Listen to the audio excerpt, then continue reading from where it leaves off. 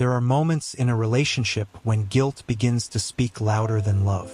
It drifts in quietly. An apology you didn't owe, a responsibility that was never yours. And before anyone notices, guilt becomes a language, one that slowly shapes how a person learns to stay, bend, or disappear. It often starts with subtle shifts, a softened voice, a nervous glance, the feeling that one wrong step might bruise the fragile peace between two people. So they move carefully, almost silently, hoping not to awaken a storm that shouldn't exist in the first place.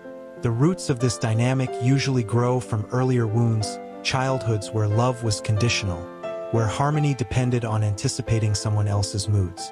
People learn early that if they can carry the weight of someone's emotions, maybe they can avoid being the target of their disappointment.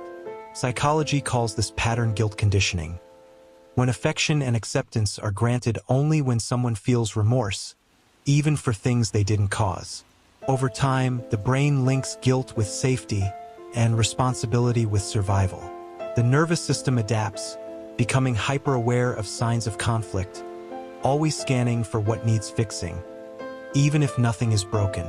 Inside, a quiet war begins. Part of them knows this isn't love. Another part fears what will happen if they stop absorbing the blame. Because guilt, once woven into attachment, feels like a currency, paying the price to keep the relationship intact. Yet each payment erodes their sense of self just a little more. But eventually something shifts. Pause. A moment of clarity.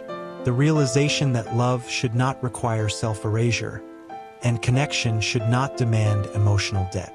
They begin to see that control wrapped in concern is still control, and guilt disguised as devotion is still harm. Healing arrives slowly, almost shyly. A boundary spoken in a trembling voice. A feeling named instead of swallowed.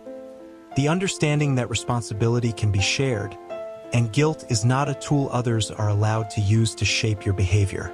And in that quiet rebirth, they learn something simple. Real love does not balance itself on blame. It grows in honesty, autonomy, and choice. It asks nothing that costs you your selfhood, and everything that reminds you you're